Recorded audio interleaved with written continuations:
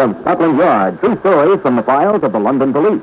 Here is your narrator, Clive Brook. How do you do? This is Clive Brook. The secret of Scotland Yard that I'm going to tell you today is a closely guarded one, so I'd rather you didn't spread it around if you don't mind.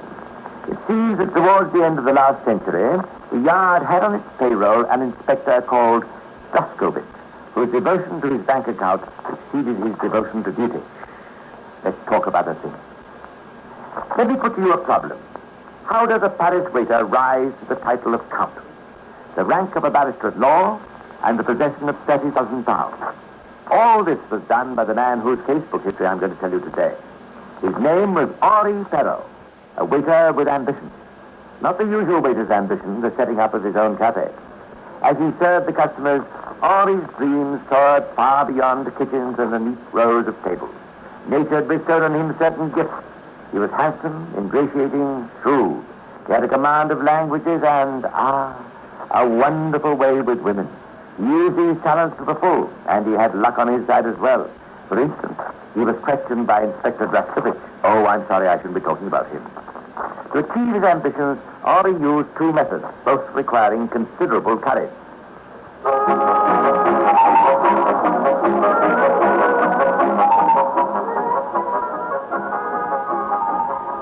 Our story opens in the summer of 1867 in that most glamorous of European capitals, Paris. At a corner table in one of the boulevard cafes, there sits an Englishman with a purpose.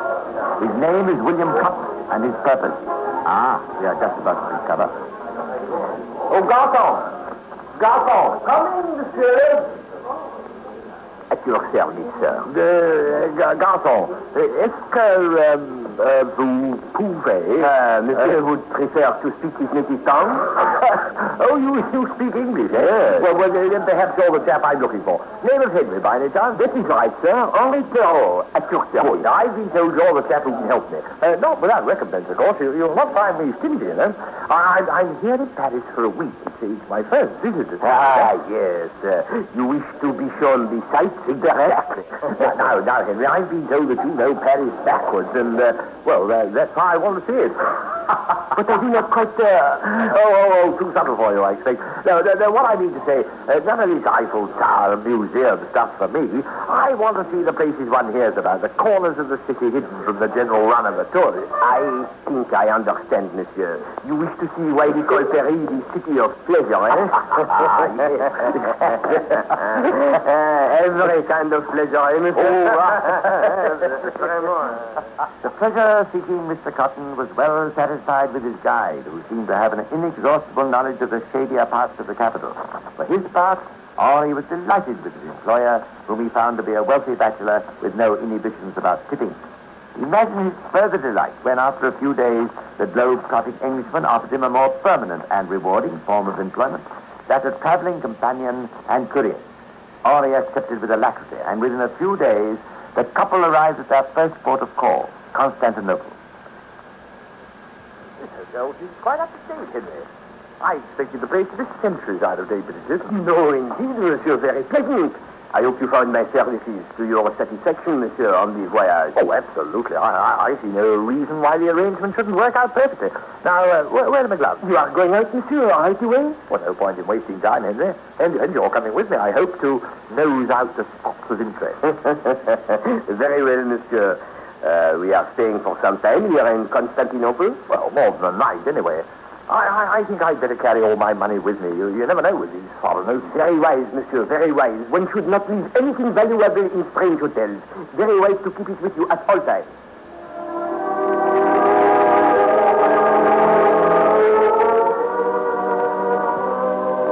It was in Constantinople that the tour came to an abrupt end. Mr. William Cotton was never seen again in Constantinople or anywhere else. Henri Perot disappeared at the same time, but a certain Count Henri de Tourville, who turned up in Scarborough, England, later that year, bore a resemblance, quite a remarkable resemblance, to the late Mr. Cotton's traveling companion. True, Henri the Count was impeccably dressed. He carried himself with an air, and he was wealthy, as Henri the waiter had never been, until Mr. Cotton disappeared. The high society of Scarborough, that most fashionable 19th century resort, was soon agog over the Count's lavish ways. My dear, I'm completely enchanted with this delightful ball. Why, it's as if it deceived me. So sweet of you to say so, Eileen. I must say it's turning out to be most successful. Every trifling Lincoln must be here tonight, and the season aboard as well. By the way, have you got that charming conservatory yet? My dear, I've been longing for an introduction all evening. The things I've heard of him, they say he has a house in every country of Europe, all the important ones anyway. I was so pleased he managed to come tonight. He so sought after, you know. Naturally. Half the mothers in Scarborough are praying for him to look in the direction of their daughter. Oh, look! He's coming this way. Oh, doesn't he look magnificent? Oh, do be a darling and introduce. But of course. Come. I must say, he's a fine figure of a man. Oh, divine. Such an air. Oh, and that beard. At your service, madame. Oh, Eileen, may I introduce? Monsieur le Comte de Turvey. Oh, how do you do? Great honor, your grace. I've been anxious to meet you, Count. I'm hoping you'll be able to attend a little soiree I'm giving on Tuesday. Tuesday? Ah, your grace, I am so sorry. I have already accepted an invitation for that day. Oh, what a pity. Oh, but I know you're in great demand. Everyone has been most kind. And now, if you excuse me, I hear them play the waltz, and I am engaged for this. Not that personage Henrietta Brigham, Count. It is rather I am to dance, madame. Excuse me.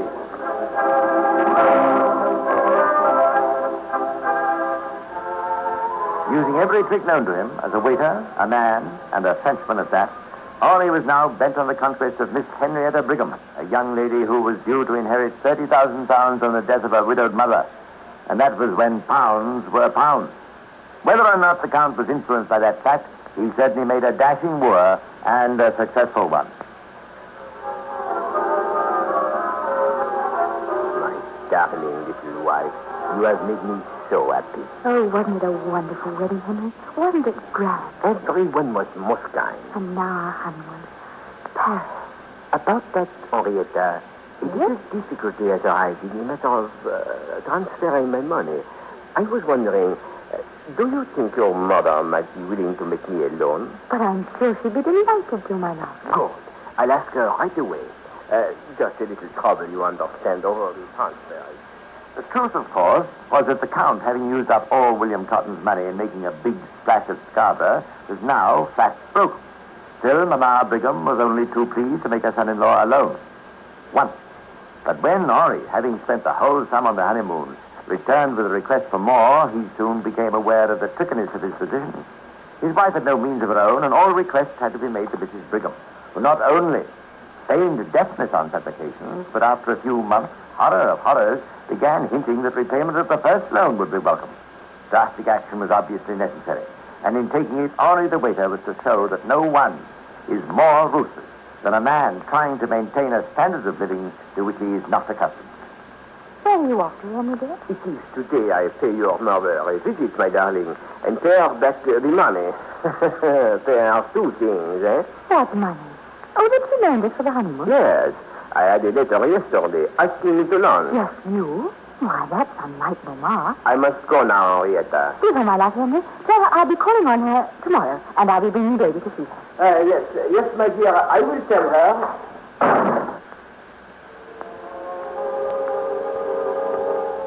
But, Monsieur le Comte, it is most extraordinary. Mrs. Brigham's health has been excellent, and her spirits remarkable. But you understand, doctor.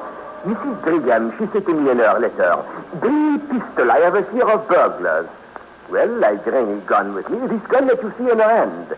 She handle it, examine it, and suddenly it go off. And when I kneel by her side, the Lord, she is dead. A terrible accident, doctor, a terrible accident. My poor wife, she has just had a baby, you know. She will be so shocked to hear of this so terrible accident. Not only terrible, but curious, seeing that the bullet wound was in the back of Mrs. Brigham's head. But then we have a nobleman's word for it, and the doctor had the nobleman's check for it. So the certificate was signed without delay. But after the purely formal request, Scotland Yard, interested by several suspicious letters from relatives of Mrs. Brigham, sent one Inspector Gruskovich to make some inquiries. As these doubts have been raised, Count, I've been sent, as it were, to Well, I can't say I like prying, sir, especially with a gentleman like you. Tell me, Inspector, Draskovich is surely not an English name. Well, now you come to mention it, sir, it isn't. I've got Russian blood in me, as a matter of fact. Interesting. My mother, she was Russian. Departed, sir? Yes, Inspector, just like Mrs. Regan. I'm very sorry to hear it, Count. Very sorry. Inspector Draskovich, I am certain your commissioner of police does not pay you sufficient money in your job. I would like to help you if possible. Please keep your voice down, Count. Oh, so sorry. I think we can come to an arrangement, you and I. So I shall be saved having to answer questions about my mother-in-law. And you, Inspector, will be spared having to ask them. Now then, very precious. After a suitable interval, Inspector Draskovich reported to headquarters that there was no case. And the commissioner of police dropped the matter. Oh, by the way, Draskovich wasn't long in the force. But I still prefer you not to talk about it. Back in Scarborough, however, Henri was still trying to get his mother-in-law's 30,000. His countess had inherited it all right, but was showing no desire to share it with him. Many a time Henri pressed her to put some of the money at least into his account, only to be given an occasional £5 note for pocket money. Remembering Mr. William Cotton and Mrs. Brigham, we need not be surprised that Henrietta, Countess de Turville, soon became seriously ill and died, attended by the same doctor as had written the convenient death certificate for her mother. But the Count, who was bearing his grief with commendable fortitude, was destined to receive a far greater shock than the death of his wife. My sincere condolences, Count. Thank you. You are my wife's lawyer. I had that privilege. I cannot tell you, Count. Two such losses in such a short space of time. You have my deepest... You have the will that my wife left? I have indeed. Still, how goes the phrase? In the midst of life? Are there papers for me to sign before the money comes to me? To your son, you mean, little Charles, sweet child. To my son? What is this? Your wife left the bulk of her fortune to your child, although you have a fairly large legacy. And, of course, the money would come to you in the event of your son's death. I say, Count, where are you off to? If I said the wrong thing, I say, Count, these papers. Well, yes. The Parisian waiter was by no means content with the legacy. He meant to have the whole 30,000. 2 lives that had stood in his way had been snuffed out. Would there soon be another death in de Turville's family?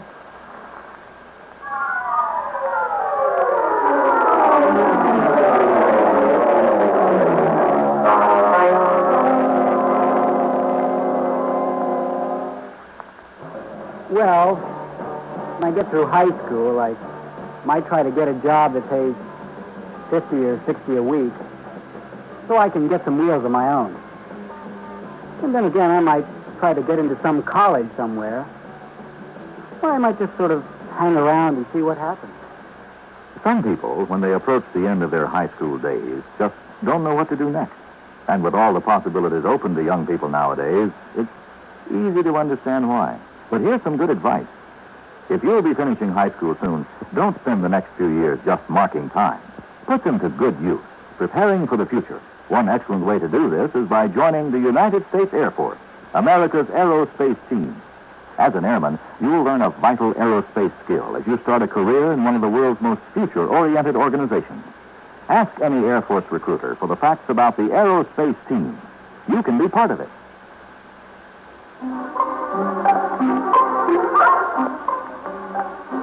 Henri, Count de Turville, refused to be downhearted. He bore without a murmur the deaths of his mother-in-law and his wife. And when he realized that these deaths had risen upon and not to himself, Henri never gave way to despair. If at first you don't succeed, try again. So Henri tried his hand at arson.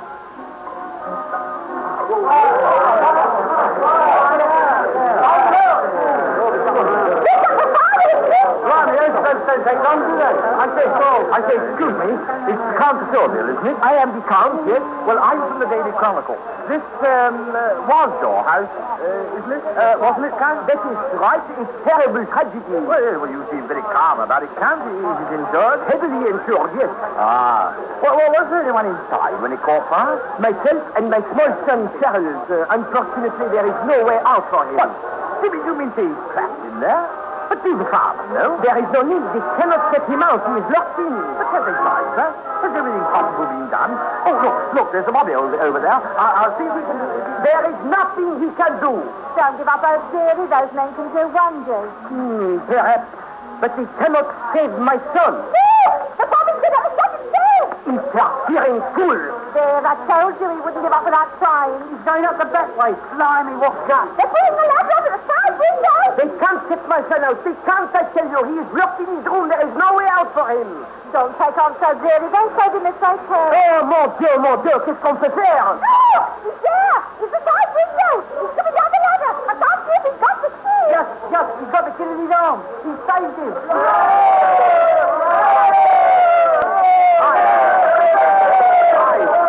What a story for my paper. Copper saves Count Scott. Wonderful things, Bobby, don't you think so, Count? Imbécile, espèce de crétin! Idiot! It was vexing to the Count. All that trouble over laying the fire completely wasted by an interfering policeman. The handsome ex-waiter was to be foiled again. The insurance company, instead of politely handing over the money, started asking questions.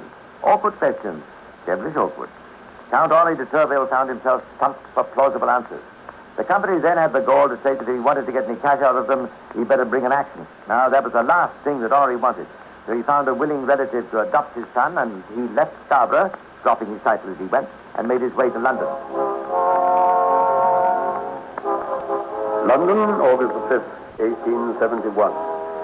The Home Office has granted the request of Monsieur Henri de Tourville for British citizenship. Monsieur de Tourville wishes it to be known that he is anglicizing his name to Henri de Tourville. London Chit-Chat, June 8, 1872. Among those answering the call to the bar in the Middle Thames today was that well-known figure in London society, Henri de Tourville. Mr. de Tourville explained to our representative that he had no intention of practicing. It is merely, he recorded, that I think it good to have barrister at law after my name. Incidentally, it is whispered that Mr. de Tourville is thinking of giving his name to another. We hope to be the first to announce the engagement. But the whispers were unfounded. While he could afford to remain a bachelor, Henri de Tourville merely flirted with the many women who found him so attractive. But by 1875, his bank account was looking rather seedy, and Henri realized it was time to stop trifling and get down to business. So Mrs. Madeline Miller, a childless widow, age 45, income £7,000 a year, was asked, to her delight, to become Mrs. de Tourville.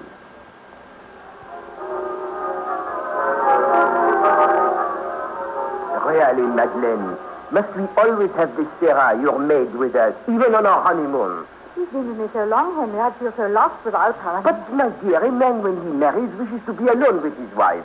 I never feel, how do you say, at home when she is always at our side. Darling, here comes the proprietor. Madame de Tourville, and Mr. Also, good evening. Good evening. Good evening. You are enjoying yourself here, sir? This beautiful country. Just right for the honeymoon, no? Yes, indeed, yes. You have, of course, visited Ferdinand Hurst? I have a long time ago. I'm taking my wife tomorrow.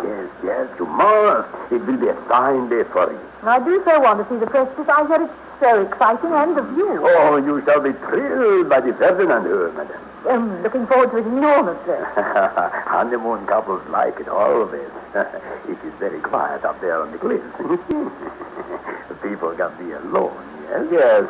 Yes, I have been there once, I told you. Of course. Now, if you would be so kind, excuse I make arrangements for the picnic luncheon for you to take with you in the carriage.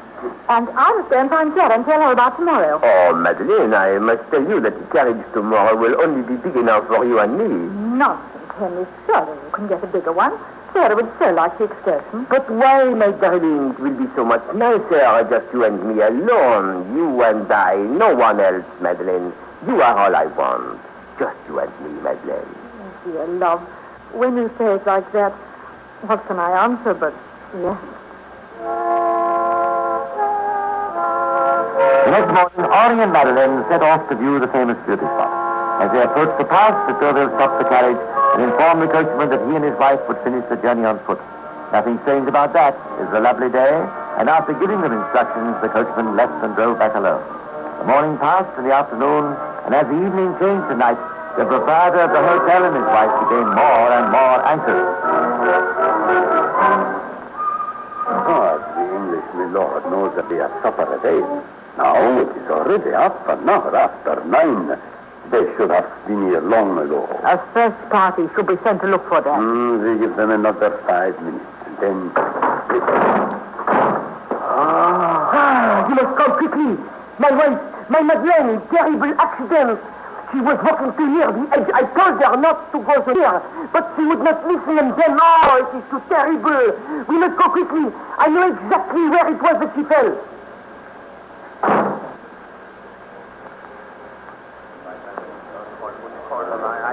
Alors, I tell you, I am certain it was here. Oh, well, do not be anxious, sir. She is down there. The men will find her. Here they come now. Excuse me. Excuse me, Mr. Peturville. The men have found the body of your wife. Dead? Yes, dead. I want you to fetch up the corpse and bring it back to the hotel. Yes, no, of course. What cannot be? Who is this man? This is Sergeant Magnus Fritz, sir, of the local police. The body must stay where she is. But why is that? Why must it stay here? Nonsense! One of my men will watch it and stay there until the affair has been investigated. Here are the two views. The corpse of your wife certainly not without assistance to this place came when we found it. And there are other signs. I must report this affair to my superiors. An inquiry there must be.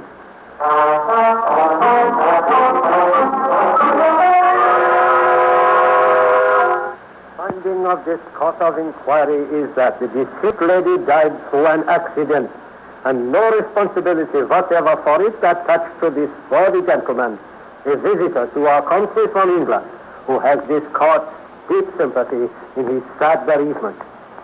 I instruct that he leaves this court a free man, that his passport be returned to him without delay.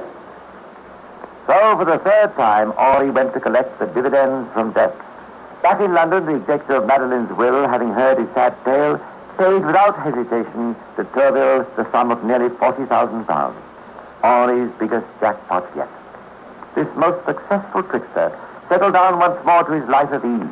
But one evening, several months after his return to England, he was interrupted as he was dressing for dinner. And it is really most inconvenient for me to receive a visitor at this time, my dear sir. I am sorry to be inhospitable, but... I'm afraid you'll have to receive me, Mr. de Tourville. I am Inspector Clark, and I've come from Scotland Yard. I want you to come with me now to Bow Street. Bow Street? Scotland Yard? Inspector? What is this? Some matter of police? I am sorry, I am just going out to dinner. You never have to wait, sir. Some few days, perhaps. I hold a warrant for your arrest. The charge is that you murdered your wife in the Austrian Tyrol on the 16th of July, 1876. But this is imbecilic nonsense.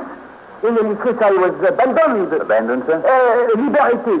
Delivered, surrender, as you say. Set free.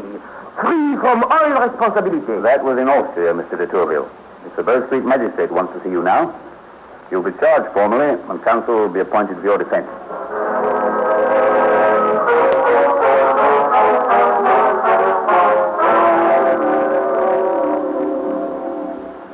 How do you do, Mr. de Tourville? My name is Williams, Montague Williams, QC, at your service. I'm to defend you. But I have already been defended. In Austria, I am free. Oh, don't you know then? The case is reopened. Some of your late wife's, my condolences, by the way, sir, your wife's relative sent a detective over to Austria recently.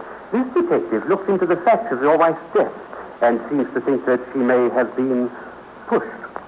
So the Austrian government wants you back to try you again. But I am an Englishman. Yes, sir. And that is the reason why they're to try you to see whether there is any prima facie case against you, enough to justify extradition. And if I am sent to Austria and they try me again and they find me guilty, how will the Austrians punish me? They'll hang you, sir. They'll hang you. Montague Williams, QC, perhaps because he wasn't a woman, was not completely covered by Henri. In fact, during the London trial, he wrote a description of his client in a letter to a friend.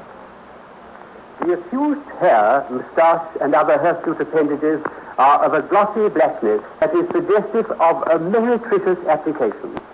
His manner in court is jaunty, and he waves his winged hand to his friends in a fashion which I considered unbecoming. His shirt front literally with gems. I feel instinctively that there is something of a cad about him. In spite of this, I naturally should defend him to the best of my ability, but the evidence is false. KOGO, San Diego. The prisoner was limping. His clothes were torn, his face and arms were bruised. But he said he had immediately come to the hotel after the accident. The dead woman was lying on the ground at the top of the precipice, not near the body. She had not been stopped by the rocks while falling, very strange. In the dirt near the corpse, marks were found showing that it had along the ground been dragged after falling down. And in view of all these circumstances, I find there is a prima facie case against the prisoner.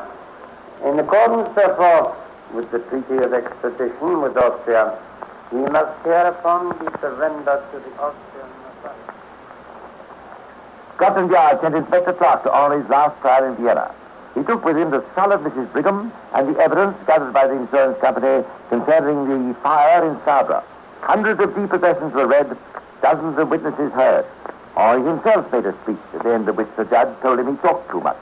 Finally, Henri Perot, alias Henri de Tourville, was sentenced to death. But Lady Luck gave him a last gift, and the sentence was commuted to life imprisonment. Plenty of time for Henri to reflect that although serving drinks in a Paris cafe has some drawbacks, serving sentences at Vienna prison has no advantages. And by the way, do keep quiet about Inspector Druskovich. That's one of the secrets Scotland Yard really likes to keep. Well, that's all for now. I'll be back again soon to tell you some more of the secrets of Scotland Yard. Meanwhile, this is Clive Brook saying goodbye and pleasant